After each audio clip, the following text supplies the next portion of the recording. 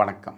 ஆஸ்ட்ரோவேலின் நல்ல நேரம் நிகழ்ச்சியின் சார்பாக அத்துணை சப்ஸ்கிரைபர்களையும் எல்லா அன்பு உள்ளங்களையும் எனது நண்பர்களையும் வருக வருக என வரவேற்பதில் பெருமகிழ்ச்சி கொள்கிறேன். வக்ரதுண்ட மகாகாய சூரியகோடி சமப்பிரப அபிக்னம் குருமே தேவ சர்வகாரியேஷு சர்வதா. தென்னாட்டுடைய சிவனை போற்றி எந்நாட்டவர்க்கும் இறைவா போற்றி. நண்பர்களே, இன்றைக்கு ஒரு புதிய வீடியோவில் உங்கள் எல்லாரையும் சந்திக்கிறதுல ரொம்ப மகிழ்ச்சி அடைகிறேன்.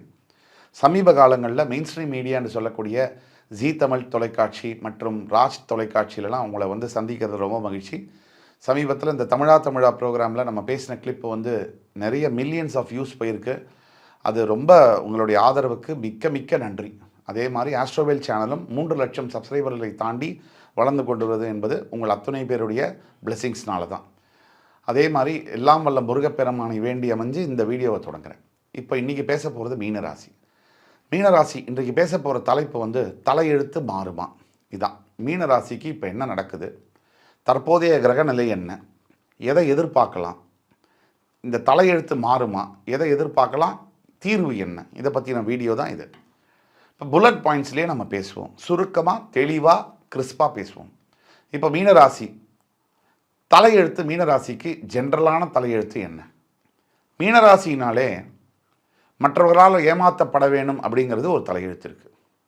மீனராசிக்கு இன்னொரு தலையெழுத்து என்ன? எல்லார்கிட்டையும் போய் தன்னுடைய எல்லா ரகசியத்தையும் லொடன்னு சொல்கிறது மீனராசியுடைய தலையெழுத்து.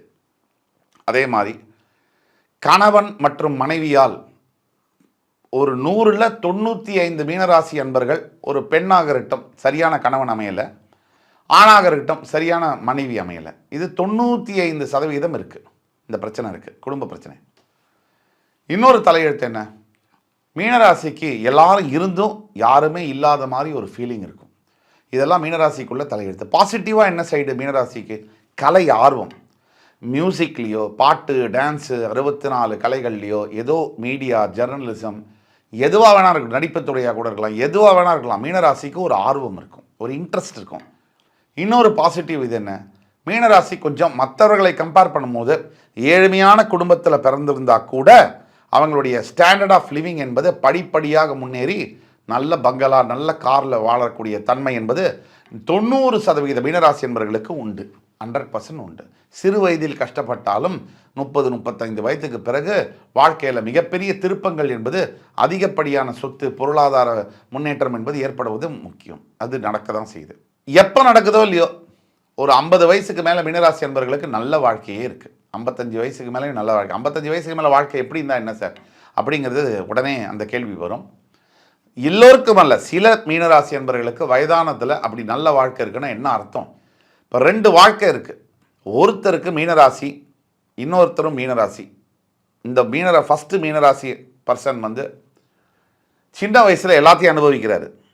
கல்யாணம் பண்ணுறாரு, குழந்தை பண்ணுறாரு, எல்லாம் நல்லா அனுபவிக்கிறாரு, நல்ல வசதியாக வாழ்கிறாரு.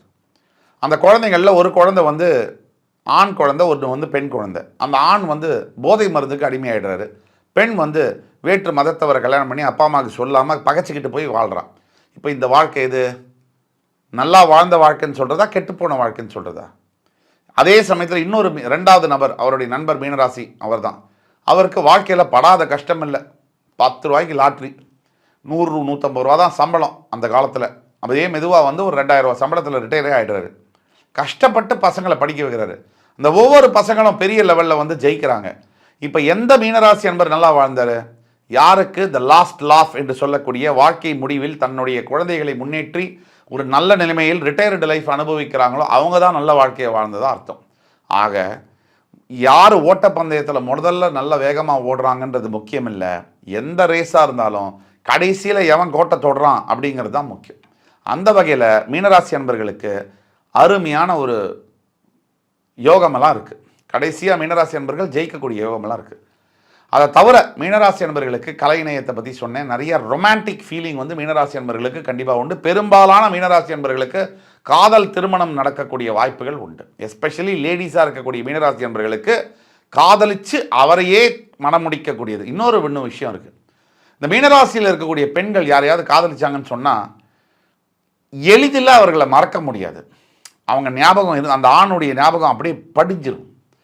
ஒரு கணவன் சொன்னால் ரொம்ப கஷ்டம். மீனராசி அன்பர்கள் அந்த ஆணை மறந்து இன்னொரு ஆணை நினைக்கிறதுங்கிறது ரொம்ப கஷ்டம். அதுக்காக நினைக்கவே மாட்டாங்கன்றது இல்லை.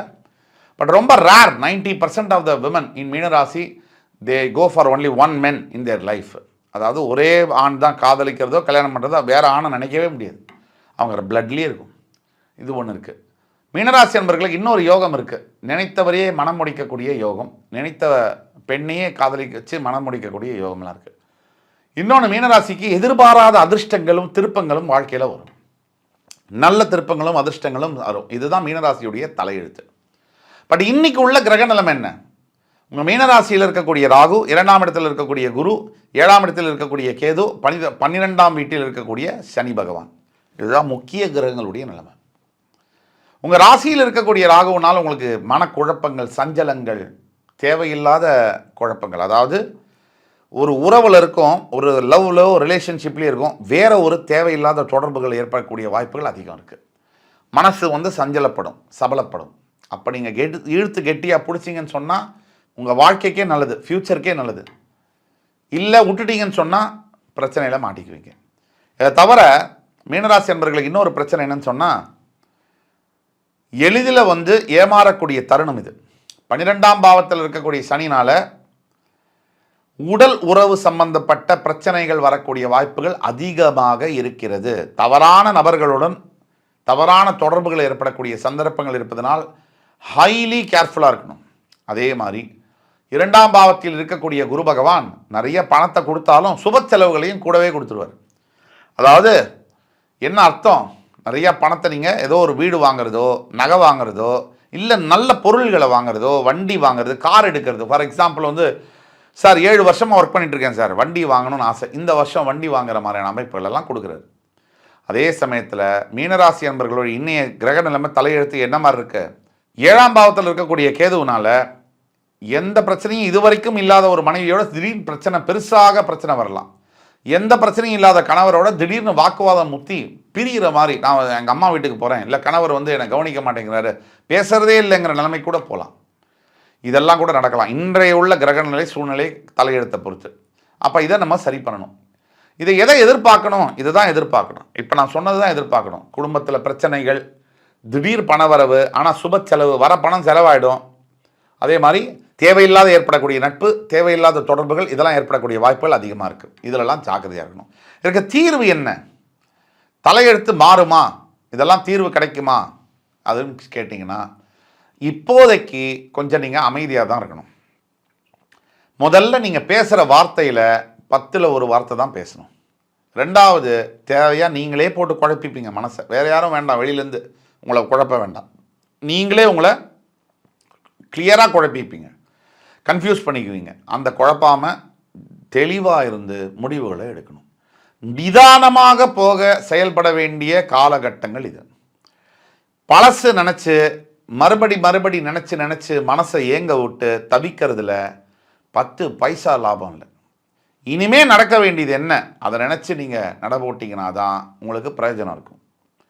எல்லாத்துக்கும் மேலே தீர்வு என்னன்னு சொன்னால், மாங்காடு அம்மன் அவர்களை தரிசனம் பண்ணுவதும், வெள்ளிக்கிழமை தோறும் அம்பாளுக்கு சேலை கொடுப்பதும், வசதி இருந்தால். வசதி இல்லைன்னு சொன்னால் அம்பாளுக்கு 1 முழம் 2 முழம் மல்லிகைப்பூ வாங்கி சாத்துங்க.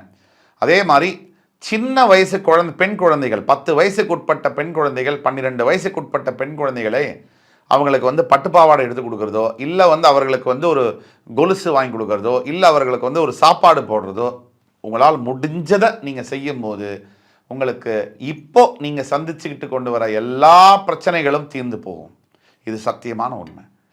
ஆக மீனராசி அன்பர்களை பொறுத்த வரைக்கும் தலையெழுத்து ஜென்ரலாக என்ன நெகட்டிவ், என்ன பாசிட்டிவ், இப்போ என்ன கிரக சூழ்நிலை, அதில் என்ன விஷயம் எல்லாத்தையும் பார்த்தோம். நாம் தீர்வு சொல்கிறோம், அதை ஃபாலோ பண்ணுறவங்களுக்கு மட்டும்தான். ஃபாலோ பண்ணாதவர்களுக்கு ஒன்றுமே பண்ண முடியாது. தப்பாக தனக்கே முடிவு பண்ணிவிட்டு இந்த விநாச காலை விபரீத புத்தின்னு சொல்லுவாங்க. நம்ம நேரம் சரியில்லைன்னு சொன்னால் நம்ம எண்ணங்கள் ரொம்ப கேவலமாக இருக்கும். அதனால் கமெண்ட்ஸில் தப்பான கமெண்ட்ஸ் போடுறவங்களுக்கும் அதே தான். நல்ல கமெண்ட், ஆரோக்கியமான விமர்சனங்களை எப்போவுமே நாங்கள் வரவேற்கிறோம். ஆக என் அன்புமிக்க மீனராசி நேயர்களே, அடுத்த முறை உங்களை சந்திக்கும் வரை உங்களிடமிருந்து விடைபெறுவது உங்கள் ஜோதிட கலாநிதி சுபாஷ் பாலகிருஷ்ணன். நன்றி, வணக்கம், வாழ்க வளமுடன்.